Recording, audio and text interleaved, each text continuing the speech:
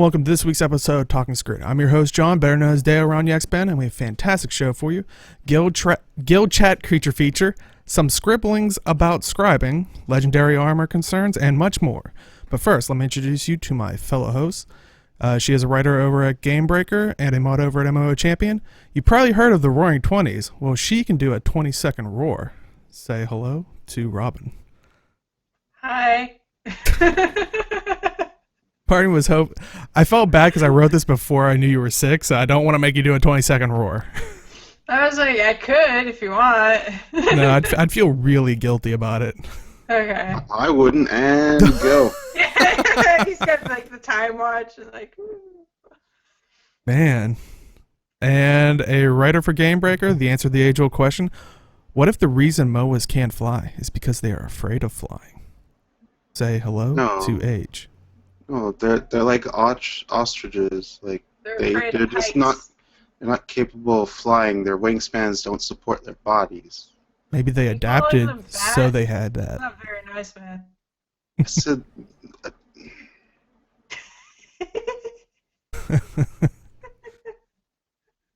Poor Age. Gonna be a long show, I guess. I'll let it go. Speaking of creatures, Dale, what do we got today? Yeah. Whoa. All right. Someone wants to be host. Okay. Well, speaking of creatures, they talked about on Guild Chat this past Friday. It was a Guild Chat mostly dedicated to designing creatures and talking about, how they come up with concepts. About the design of creatures. They didn't design creatures on the show. Oh, so yes. That It would be kind of fun, though. Jeez. Well, I think they said on the show, didn't it take like 7 months to fully design? So I don't know if they want to do a podcast that long. Might be a little, But, as usual, Ruby was the host. They also had Brian Walter, who is an animator, and Ben Ponlington, who is a game designer. A lot of cool things, and I think this is why I like Guild Chat, because we'll be talking about it later, but she did remind us that they did put a post up early about what they want to do with scribing, and we're definitely going to be talking about that a little bit later, but she really didn't go into detail. She just talked about the forum post that they posted, so that was kind of their... check it out. Yeah, that was kind of their, hey, this is updates on some of the stuff that we're trying to get into the game and change. Little known fact, it's posted on their forums, which is weird Forums? because the devs don't post on forums. Robin's got the vinegar. Jeez. I spend too much time on their forums. That could do it. But some of the stuff that they talked about, they talked about designing. They didn't actually design any creatures. I'm sorry if that was anything confusing to anyone. But I like the idea of how they were talking about repurposing creatures, which I think joking, when I hear about that, it makes me think of what's that Adam Sandler movie where they're all working at a game company or something? Grandma's Boy, where they're isn't that a Sandler movie? Well, he's not in it, but I think his company. Well, basically they joke around about it, and they're we need new mobs on level 3. Well, let's use the level 2 mobs and change them from red to green. They went further with repurposing, let's just say. But some of the cool things they showed off, if you notice, the top screen is kind of it looks like a bristleback, but they were saying how the bristleback rig was based off of the Quaggan rig, which shows how... Which, that, you can kind of see it. Yeah, you can kind of see now that they're standing kind of bipedal for that, which I...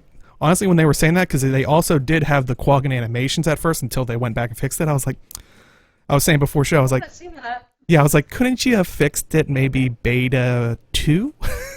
It's funny, because I love the Bristolbacks, and from the beginning, I thought they were adorable. I was oh, they're so cute, and I didn't know why, but, now that I know that they were based on, they used the Quaggan basis, it's oh, everything makes sense. That's why they're cute, because they're Quaggans. Yeah, I'm and I'm kind of really glad because I know a lot of like older MMOs do suffer from that, and a lot of games suffer from that, where it's like they just change one little aspect and it's a different monster, like color wise. Like this, you can definitely tell.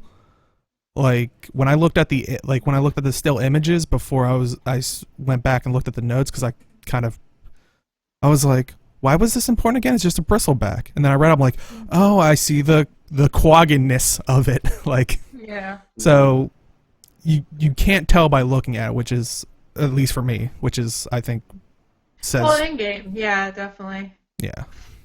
I mean, like, I know people pick on game studios and stuff for, like, what they call reskinning of things, because they feel like it's cheap, which, I mean, cuts down on time, but I feel like they made a good point during the show, is, like, they have all of these things as the basis. Why would you start something completely from scratch? And especially like what you said, it's not like they just like change the color or the textures a little bit. Like most people looking at them in game wouldn't realize that it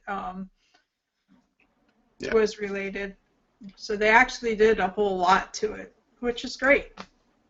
I love it. And for anybody wondering, the one below that, that's the rework of a Skelk into what you might notice in Hot, the Vampire Beast. So, which I was really happy that they talked about that, because I kid you not, since we got into Hot and we're running around, every time I run into those guys, I'm like, they remind me of something, and I didn't know what they reminded me of. It drove me absolutely crazy, and I was like, I have no idea what it is. There's something there, though. And then they showed it, and I was like, oh, of course. So it was you're like, my this is the little... first. It's like it's like, this is the first time I'm meeting you, but for some reason I feel like I hate you more than I should. Yeah, I have this intense like But yeah, no, it was fantastic. I was like, everything makes sense. Yay! I'm so happy. Yeah, I think overall, and this is definitely one of the Guild Chat episodes. Like, if you want to get in that line of work, because they do talk about, I think because Ruby asked earlier in the week for questions, and I think one of them was like, I'm planning on getting into the industry and stuff. What do you guys suggest? And I think it was Ben who replied that, like, when he went to school, it wasn't really like that. You didn't have schools for it. Didn't have game schools in the 90s. Yeah. So, but yeah, I think it's very informative if you're interested in it just for hobby's sake, or if you are seriously trying to get into it. Another cool thing that they showed off, which, like, taking real world inspiration, they showed off some of the early versions of the Axe Master, and like, you definitely have to go look at these screens up closer, but like each of the little things, it's like, oh, dried out roots, like maybe for like the fleshy bits, or like, and then this is like the next iteration, and then so on and so forth, which that looks scary. Yeah. If I saw something exactly like that in game, I would probably run the other way. Like, no, sorry. But yeah, I think amazing job overall. I mean, and like I said, I think we've said in the past, we really, I know personally, I really like these types of, behind the scenes episodes and stuff like that. Like, they did the the Foley ones, I mean, they did the Shatter one recently and stuff like that, So it was nice to get to see the behind the scenes bit. I also really liked when they were in like the little dev arena thing where he was spawning the mushrooms and the maggots and stuff. And they pointed out that I never noticed, but the mushrooms actually have butts. I thought that was funny. Huh. Yeah. They had a whole little talk about, like, they had like a little like 30-second thing where they talked about mushroom butts and were laughing about it. And it was like, well, somebody apparently on the forums had mentioned that they wondered whose job it was to give the mushrooms butts, and the guy was like, look, like, you don't have mushrooms in the real world with legs, so obviously these guys have to have a butt because they got legs. It was pretty fun. Solid logic. I mean, Yeah, it was pretty fun. now the real question is, do you give that to like an intern because like no one wants to draw the butt, or is that like a prestige thing? Like, yeah, I get to draw the butts. Like, Yeah, that's funny. And they also talked about like there's a lot of little things they do and different kinds of animations that they throw in that I've always, when I notice them, I'm always like, that's a cool touch. One thing I hadn't noticed was the bombers, when they throw the Binny guys at you, right before they hit you, they kind of tuck up like they're going to do a cannonball, and I never noticed that. And so they went into first person and showed you, and you could see right at the last second, the guy tucks in. And I was like, that's such a great, like, little thing that most people probably would never notice in the game, but it's cool that it's there. I tend to avoid mushrooms in hot because they're the most annoying things. Yeah, they talked about how the pocket raptors were like the most annoying thing, and like apparently there's been over 1 million player deaths to pocket raptors since the launch of Hot, which amuses me. But for me, like the mushrooms are way more annoying than the pocket raptors. Like I will take a pack of pocket raptors any day, but just keep the mushrooms over there. yeah, I was gonna say with the pocket raptors, like I loved it. Like I'd cast AOE, I'd be like, ha ha ha, you're all mine now. But yeah, those mushrooms, it's like, haha, I hit you. Like, I lay down AoE. Oh, you ran out of it. I guarantee most of those pocket raptor depths are on the west side of Orc Basin. Yeah. You can travel, and there's like 5 packs of pocket raptors. There's 5 packs like close together, and it's really easy to aggro multiple of them. Yeah, I remember early days when everybody was like definitely there, and like some people would like AFK there. Like I wonder if most deaths are because people AFK around there near a pocket raptor or get pocket raptors kited into them. Yeah, that's possible. Because sometimes I would like purposely jump down because there is that spot where you're saying like 3 packs of pocket raptors, and I'd be like, ooh, a challenge. I want to see if these actually kill me.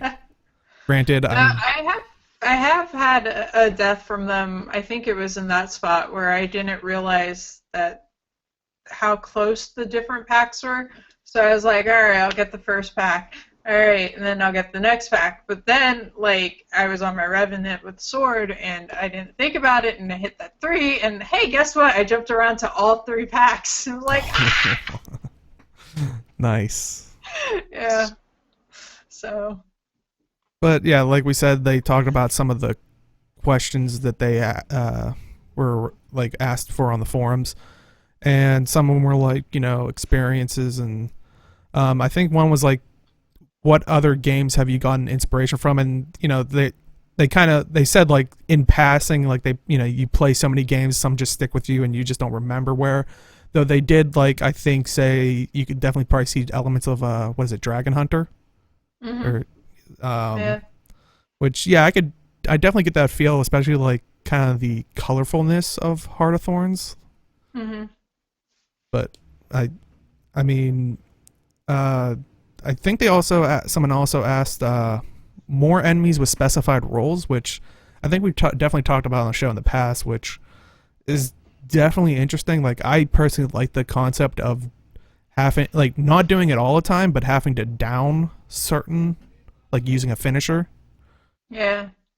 Because that might also like incentivize, store sales. The mobs that are like have the thing that they do, like they mentioned the floppers and the healers and the various other things. It makes it more interesting than just like the same group of things all the time with the same sets, yet different combinations of them together, which will make combat interesting and different.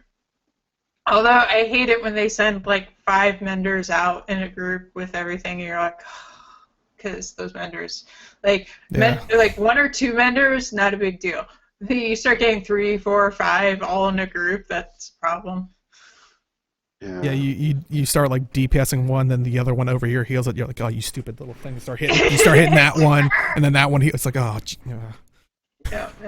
The worst part is you have to AoE when you try to AoE all of them at once, and you don't kill them right away. They kind of like back off a bit, like, and they all separate into different directions because like, that's so annoying. Yeah, but it's really cool that they do that at the same time because like. It would be so easy if they didn't do things like that, Mm-hmm. So, Oh, I mean, yeah. What? Could you guys think of any other like specific roles? Like, I know it's kind of hard because it's like, hey, think of something that hasn't been thought of. Like, I don't know, but like we had that some in the core game, like with the saboteurs and the bombers, and like there were rifleman, sniper sort of thing. I don't remember with the sharpshooters. The sharpshooters, we had that kind of thing cropping up even before Hop. They just, I think they took it a further step and did even more here, which was nice. So. I'm happy. I don't know what else, like, who knows? It's one of those things, like, the possibilities are endless. yeah, so, it's like it's what hard to crazy think of ideas are anything. they mustering up where they're just like going like, I can't wait for them to get their hands on this. Like, this is the guy who runs around scooping up Asuras and throws them. Like, Oh, if they do that, I want that to be a Norn ability as well. Please. Come on. I'd love to pick up my fellow allies and throw them over. Like, hey, that would make War v. World interesting. I'm like, no, take them back. That would be even great for a defense thing. Like, just pick up a Sir and just throw them. Just like, no, stay out of my tower. Nice. Do we have something that summons stuff, like just like an enemy that could just summon monsters endlessly unless you kill them? Well, So. I was gonna say I don't know about endlessly. I think they're on like a skill recharge, but they actually showed off. I think it was the vampire beast because they were talking about its animation. It summons, yeah. Yeah, the bat matriarch. Yeah, She goes, shoo, and summons bats. Yeah, so it can summon other bats, but I don't think they're that hard to kill. But I mean, No. if they ever do it for dungeons, and I think some mobs, like the wolves can summon an ally. Yeah. Stuff like that, but One thing that they did talk about that I was kind of aware of, but didn't fully aware of, was the more dramatic maggots. I always hate fighting them because I was like, I don't know how it happens, but I'll be fighting one and then there's two and then there's four and I'm like, what the shit, just die, and it drove me crazy. And I never really fully realized that what was going on there was that they split twice as you killed them, and I was like, oh, well that explains that. you thought you were crazy. You're like there was only 4 here. Now there's 8. What? Yeah, I was seriously like, how do I never notice how many there are? What's going on? It was just really funny. You start quoting the NPCs like, burn the bodies so they can't split. Yeah. But yeah, I overall I thought the guild chat. I know a lot of people kind of were hoping for more information, but I mean they're giving us information when they have stuff to give us. Yeah. I mean, speaking of which, going into the next topic of, like we said, she hinted at it at the beginning of guild chat. Updates on scribing changes. They kind of broke it down into 4 major categories of their goals for what they want to do with it, and it's make the prices more reasonable, design recipes that make sense, fix illogical recipes, and slivers and pigments. So they gave us a brief little couple sentences of what they want to do in each of them. The make the prices more reasonable. The kind of thing, the kind of take away from that is not everything, but some of the stuff, because some of it's meant to be bigger goals to achieve as a guild. Yeah, and there should be some things in there that you work towards, and it takes time. So that's not inherently a bad thing. The book you need to get from Scribing for the legendary shield. That should be achieved only by the guild, right, Age? Can't be done solo, right? I have my book actually. You did? Okay. Yeah, I sent some Rats. mats to make it. Yeah. These sound good, but they're all very general. Yeah, they're it's great kind of goals, but yeah, it's kind of like we have to wait and see type of thing. They sound great, but it's a lot better than kind of what we have right now. Because, for example, design recipes that make sense. Small decorations costing more than bigger / cooler looking decorations, which previous shows we kind of showed off some of those things. Like Yeah. the one when I read that, I instantly thought of when we were talking about someone made the globe that costs a world exploration Yeah. thing, which basically Which is means something that's used in the original Legendaries, by the yeah, way. it's kind of a big deal. It's 100% completing the core map. Like Yeah. that's a lot of stuff, and you get. I wish I still had the picture, but it's like one of those like observatory globes like that you have off on the side. Like it's like a little tiny small globe. It's like something you'd see in like somebody who's fancy study or something. Yeah, It's that's a why I said little, like, observatory table or with a something. globe. Or, Yeah. yeah. It's Yeah. not very big. Yeah, like, and a lot of people were. I remember saying like we were kind of hoping for like that Order Whispers big, Yeah. globe map thing, and yeah, Well, you for figure you got to use something that goes into a legendary. It should make something crazy. yeah. So hopefully that's one of them because that one. Oh, I felt bad when I looked at that picture of their whole guild standing Yeah. around this.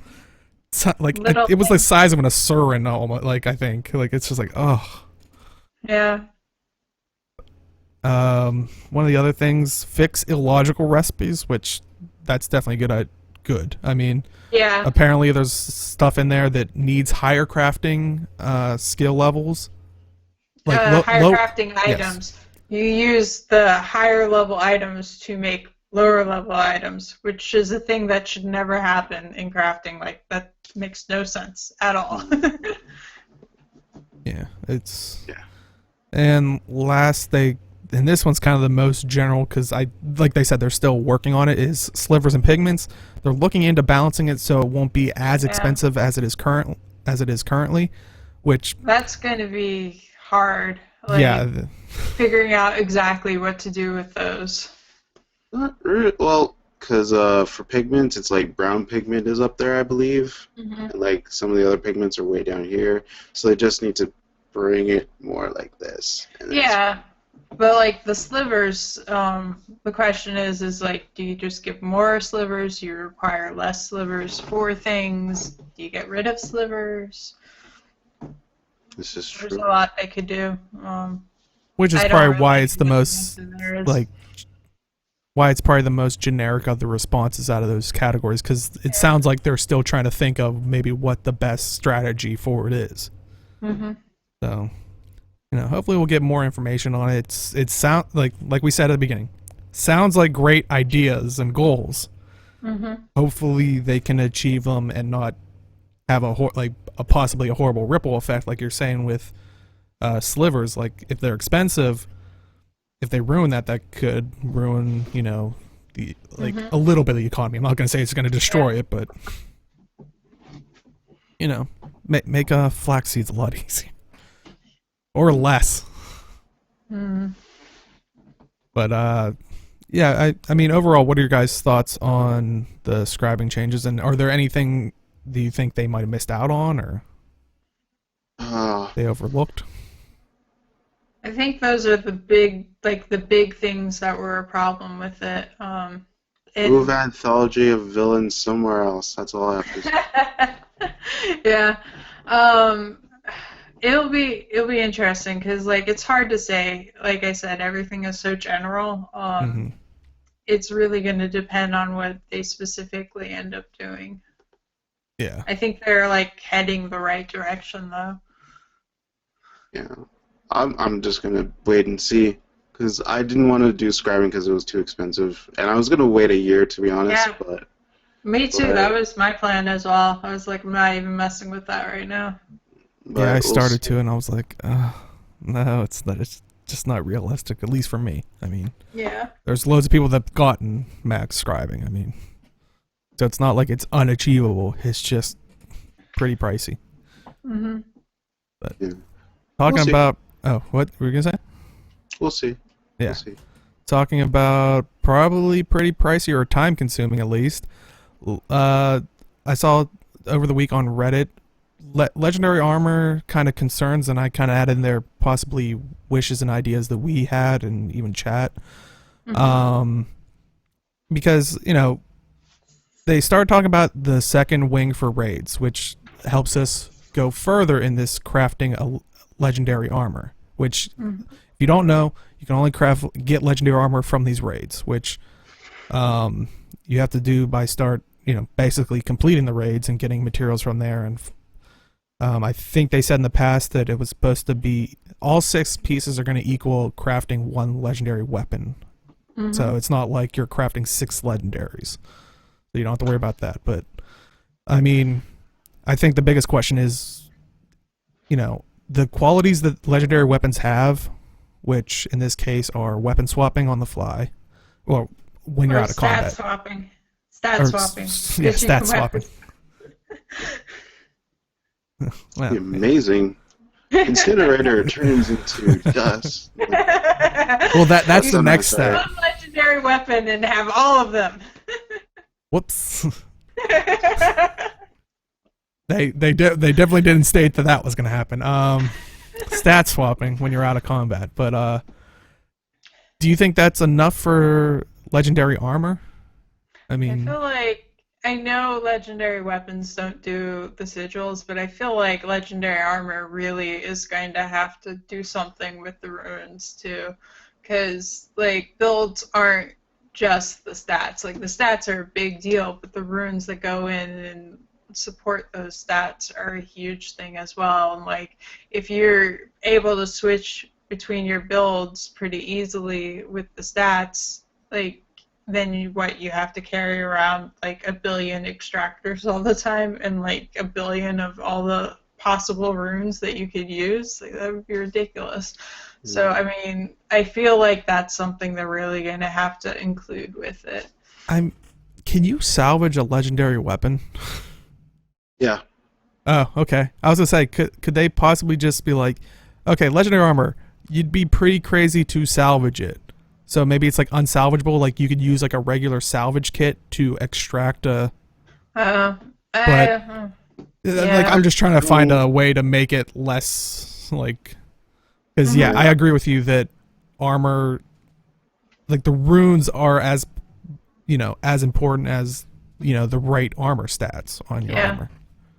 Yeah, I think it was Malthanis who said there should be like a rune saving mechanic to it, so that every time you put a rune into one of the armor pieces, it would just save that rune. Yeah, which would be interesting.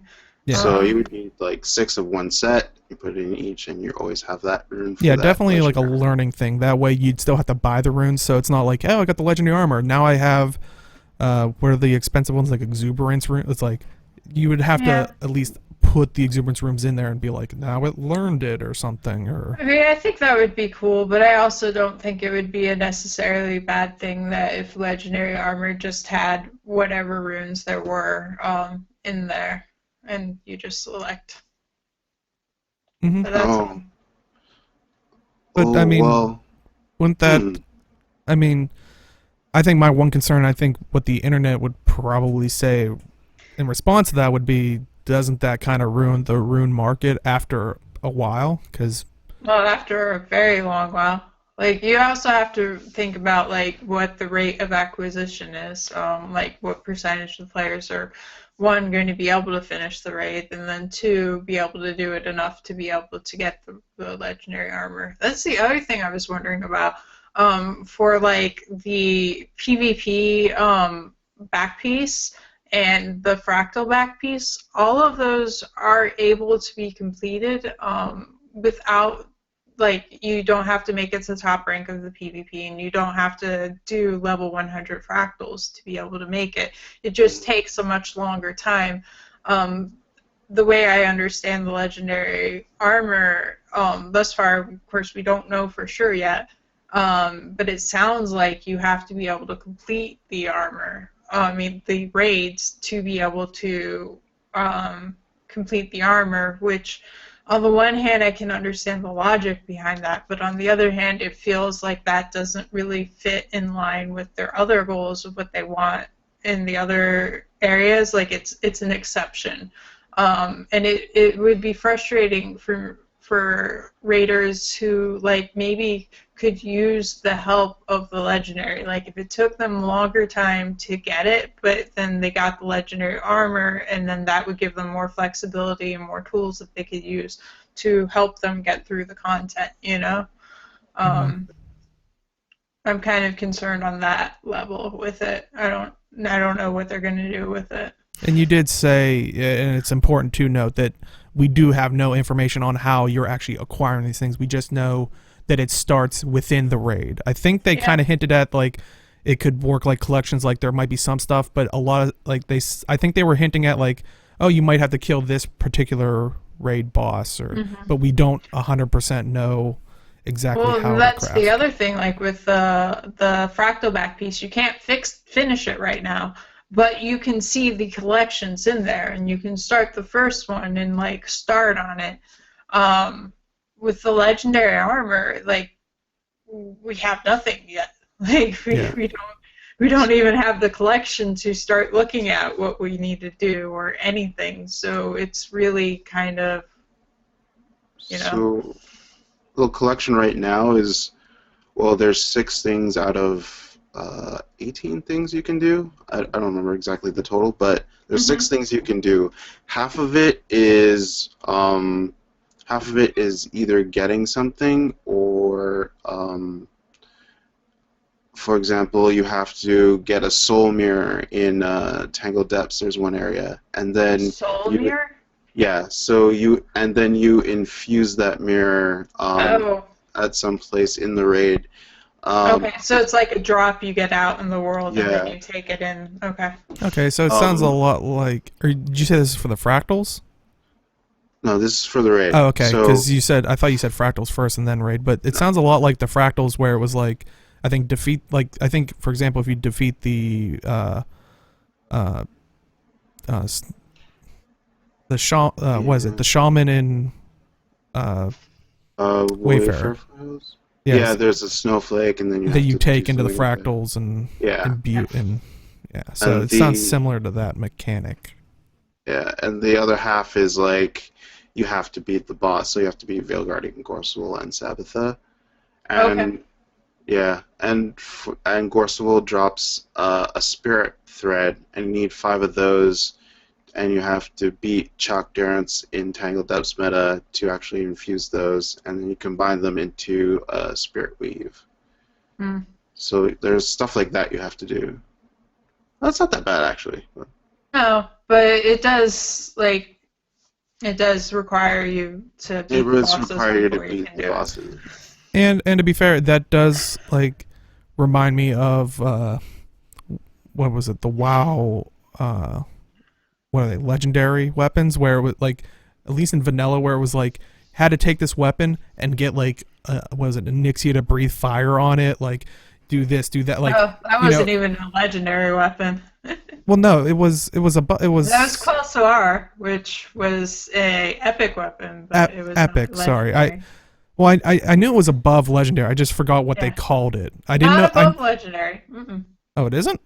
No. Oh, I swear it was a legendary. Nope. Okay, well, yeah. I'm sorry, I have that on my. I did that on my warrior, so I'm very familiar with that one. But yeah, I mean, like you had to do specific things for different weapons, and they've had the kind of stuff too. It's just I don't know. I don't really have an issue with having to beat the bosses to be able to get the legendary weapon. It's just like being able to be flexible with your builds and what you can do seems like such a useful tool, especially in raids with the variety of the fights, and like, you know, maybe you need condition build and stuff on one fight and you don't need it on the other, and then we get in the wings, we'll have even more variety of the fights. It feels like being able to be flexible with your builds is a really huge advantage in that kind of situation. And if it's like you have to completely finish all 3 wings before you can get that, it just feels a little disjointed with what they're trying to do to me. Oh, well, if you're playing, well, if you're an organized group, you can have certain roles established so that you don't have to necessarily go out and have a assortment of different builds. For example, Yeah, but you don't always need the same roles in every fight, is what I'm saying. yeah, but for example, I played a PS Warrior for like all three of my fights for my like core group, and it doesn't really change that much. So I ran some other stuff at times, but for the most part, I just played power specs. So I just had Berserker armor. At times, I can understand, see like some people might have to switch, and some people might have that set so they can be flexible and switch for you. But I don't think everyone has to be. But it's nice. It's kind of a convenient thing to have. You're right. Yeah. Now, well, I mean, also we don't know what kind of fights are in the next 2 weeks. I was to say that's also the important thing is going back to last week when what's her name? Crystal, is it Crystal Reed? Yeah. Who tweeted out like they were doing the play tests on them, and Soon. yeah, soon we'll hopefully have some like info and like. But I'm wondering if it's gonna be, because you do raise a good point, Age, where you kind of were consistent all the way through that wing. Now I wonder if it's like, oh well, this wing we really don't need. Like maybe that's when you have to change your build. So maybe it's not per boss encounter. It might be maybe per wing, or maybe it's just a one-time thing, and then the rest of these wings are gonna be like, oh no, this is this boss. You need to change out your build. But yeah. I mean, there's so much variability of where they can go with stuff. There could be a lot of things they're going to ask of us. So, I mean, it's like I said, it's all speculation at this point because we don't know what's going to be in there. But there's a lot of that possibility. Yeah, for the most part in this wing, you can pretty much run the same comp if it's separated decently enough. Mm-hmm. But Yeah. It's true. The next Red Wing might be different entirely and might require different things. Yeah. So, I mean, hopefully we'll get this hopefully within the coming month. Hopefully, maybe, possibly. I think we'll well, have not it the raid, but before maybe the some next info. Big one, yeah. Yeah, Yeah, I'm not expecting the definitely. raid to be like, oh yeah, it's coming out, when Lunar Festival leaves. It's not. Let me be clear about that. Well, I Either think it's- if everything goes well, we'll have it before the next seasonal update. Yeah, they said it was. Colin made a post on Reddit of the stuff that's coming, and it's like next Red Wing is before the next big update. Mm-hmm. It's either probably the end of this month or early next month. Yeah. Well, cool. Then hopefully we'll get some more info on it and be able then to speculate about all this stuff further. But I mean, is there any other like concerns or even hopes that you want Legendary Armor to actually do? I mean, That's my main thing really is the rune switching too. And I feel like it needs to have some way of doing that. I don't know what the best way would do it, but it needs to be able to do that in some way. To be honest, I haven't really been thinking about it because I've just been enjoying rating for progression-wise and seeing performances and stuff like that. So it's not really big on my list. So. I'm kind of curious of what the armor's gonna look like. Because don't get me wrong, and we were talking about it before the show. Was I like the look of Ascended armor because it's very. It makes me think of someone that's like very like maybe has ascended or is like of higher stature or like quality. It like when I look at it, I'm like, that doesn't look like it'd be on my Norn. Like it wouldn't be on my Norn. Like, but I like the look of the armor. I'm probably like, oh, this does look like great legendary armor. I look at it, I'm like, but I'll still wear my like.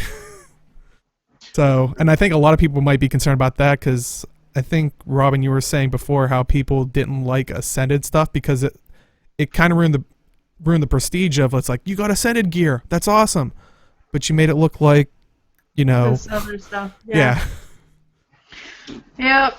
It was definitely a thing for a bit there where anytime they come out with armor sets, there's always mixed people feelings. Some people love it, some people hate it, whatever. Sometimes it goes a little more one way than the other way.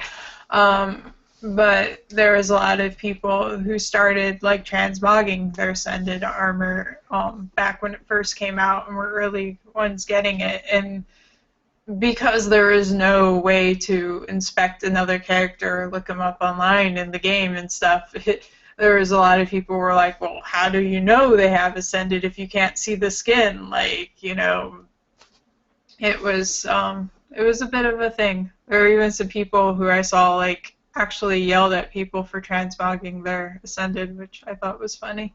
That's I weird. mean, you get to look what you want to look like in Guild Wars 2. That's one it's of the Fashion nice Wars. things. Yeah. Yeah. If I get Legendary Armor, it's going to be clear cut. If I get Legendary Armor and I like it, I'll keep it the way it looks. Otherwise, I'll transmog it. Yeah, that's let's bring pretty much. Let's bring Fashion Wars to a new level. One of the raid bosses, if you have multiple color channels, like different colors on multiple color channels, the boss will see you a lot easier. So if you do one solid color, you'll be more like blended in. No. We don't need to encourage people to do just one color. Come on. No. I want to see that as the requirement for a raid. Must have Abyss dye. No other, like. Oh, jeez.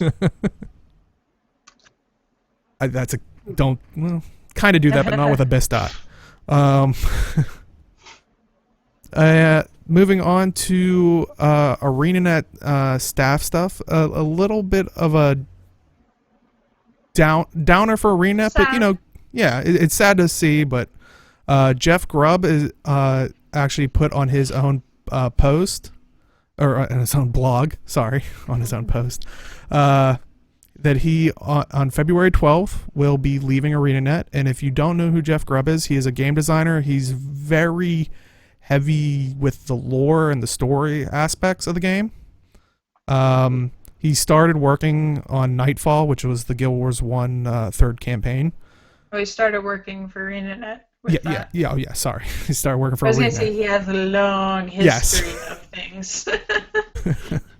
But he started working on Nightfall and the story with that. He then co-wrote with Matt Forbeck, Ghosts of Ascalon, which was one of the books that kind of bridged the gap between 1 and 2.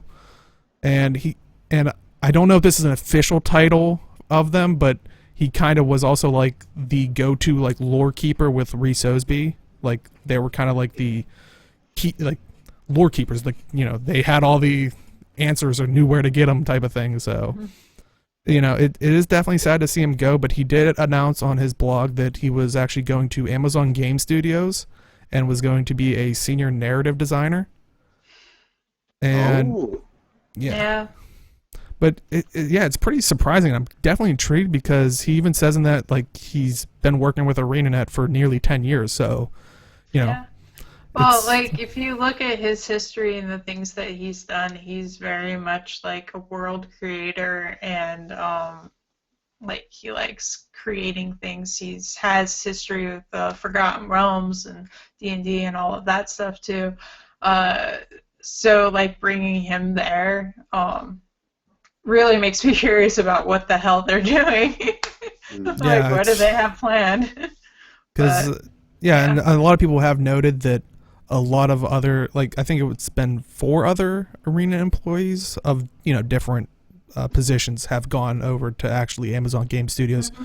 We don't know if they're working on the same games or, like, you know, we have no clue, but it's definitely intriguing that, you know, Amazon Game Studios is gobbling up, like, a lot of these talented people, and it's definitely important to note, and I'm kind of curious of maybe what you guys think. I know it's a little off topic, but since, you know, a lot of ArenaNet people have gone there, it's definitely interesting to the Amazon Game Studios actually in their like frequently asked questions section say they kind of want to utilize Amazon Web Service and Twitch integrations kind of stuff. I mean, what like what could they even be making? Like, I know in the past, like I think the Tomb Raider, the most recent Tomb Raider game was planning to have people could vote on things changing in your game if you're a Twitch streamer. I don't know if they scrapped that for the PC version, but I thought they had it for the console or something. I don't know. But like it could like people could vote and turn on like big head mode. I wonder if like they're maybe like I could definitely see like Jeff Grubb doing like story, maybe doing like almost like a choose your own adventure for a Twitch streamer, like having his like your audience vote on it, or like what kind of information are they going to see on this like piece of paper, or like I can't even imagine what's gonna go on. What are you gonna say, H? I feel like it's kind of geared. I'm not sure, but it could be geared towards an MMO. Well, that's what a lot of the speculation is, because it's not just ArenaNet. They've pulled people from MMOs like all over, which is interesting. Because you have a narrative designer, so it's a game with story, so it could be a single player game. So it's not a Call of Duty game. Oh, what? Anyway, it's a game. It's a game with story, so it's a single player or a MMO. That's what I thought of. And when I think of utilizing RPG, some kind of. Yeah, when you think of using Amazon Web Services and Twitch, so it's like Twitch integration or something like that with said game or Amazon Web Services, I think it would just either host like maybe you could have like private servers or something like that. Yeah, so it seems geared towards MMO. I'm not sure though. That'd be kind of interesting. And you know, like we said, it might not. Like we're talking about maybe one thing that they may be working on. They might be like Jeff Grubb and the Arena guys, and you know some of the other like MMO people might be working on an MMO style game. Because when you say the Amazon Web Service, and it actually made me think, like when Minecraft was, or Mojang was acquired by Microsoft, they really picked up on the Minecraft Realms thing, which was basically, you know, you could buy servers under their, you know, protection, so like it felt safer. So maybe they do like a kind of multiplayer game aspect where it's like, oh yeah, you can buy, you know, rent servers from us as well, which would be using possibly their Amazon Web Service. So yeah, I definitely can't wait to see what comes out of there with all the talent that's going in. I mean, yeah. And as far as there were some people saying that this is a huge like loss for ArenaNet, like I mean, yeah, it's definitely somebody with a lot of talent moving on, but I don't think that it's not going to be really a problem for them. They have a solid story, narrative core, like.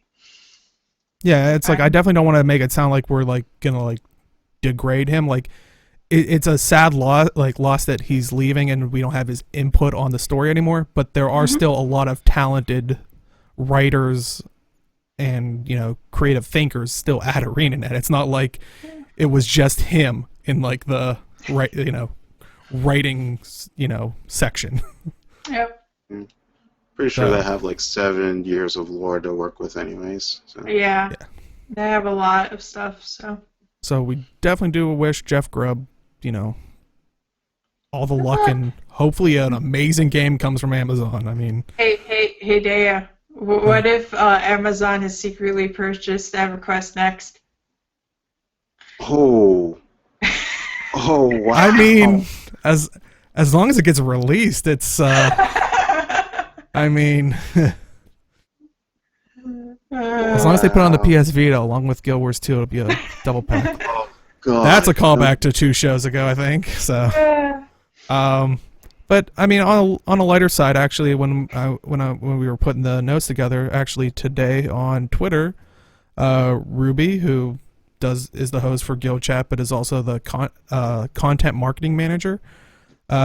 She announced that today, and this is being live Saturday, 4 years working for ArenaNet, which, you know, awesome, you know.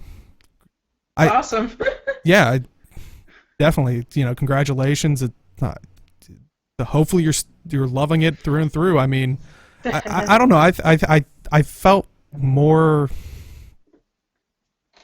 like I feel more attached to it just because it's like, granted, I know the Guildcast was before Gamebreaker and, we were part of GBN and all that stuff, but I actually discovered it when it became Game Breaker, and she was there for a little bit longer before she left, and then more people came on, but so it's kind of like one of those things where it's like got to see her basically doing what we were doing, and a lot of this stuff that we kind of wanted to mirror off of that, like in the sense of give good quality content and good information to everyone. So even though it's been 4 years at Arena, I say thanks even before then. I mean, Yeah. But I don't know if you guys, because I announced it at the beginning of our show. You're writers for Game Breaker. I don't know if you guys ever. I don't know if she was there before you guys joined, or I don't know if you guys have any stories or no. just. Yeah. No. Oh, No, I started a little bit before Robin, but it was during Guildcast times. But at that time, Richie and Scott Hawks and Elizabeth were on the show, and I was doing the write-ups for that. I think I started right about when Elizabeth got hired. Like, we lined up pretty closely. Yeah, I think it was like a month after I started, or something like that. But yeah, the first video I ever saw of like Guildcast was, I think it was episode 16, and Ruby was on it, and that was like my first introduction to the show and all that, and I started looking up all their stuff, like Flame Seeker Prophecies and all that stuff. So that was kind of cool. So. Yeah, definitely, and I said it again, and now I sound like a blubbering idiot, but it's like thanks for all the hard work you put in, at Arena and even before, leading up to it and all that stuff, because and I think Ink said it best on Twitter, 4 more years, and then some. It's not a perfect, Yeah. But last but not least, we have Gem Store stuff, and they only put out one thing, at least new, was the Phoenix Glider. And once again, thanks to Dolphy for previewing the images and putting up on her site. Definitely check it out, dolphy.net, for a lot of previews. Maybe you can save yourself a little bit of money if it's not exactly what you thought, because previews, the preview window doesn't always tell you everything. Sometimes like dying and all that stuff, but as always, thanks to Dolphy for that. So the Phoenix Glider, 400 gems, it's just a glider, does not have a back piece like we've been talking about in the previous weeks with some of the things, but so it's just the glider skin. What are your guys' thoughts on it?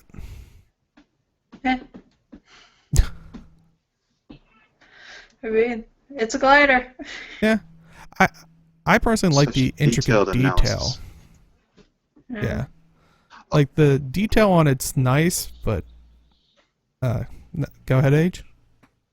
Well, okay, so I was a little let down just because the week before I was thinking of like, what if we had like these nice fiery type of wings, like kind of like angel wings but on fire, and like have embers going off of them? Like, that would be really cool.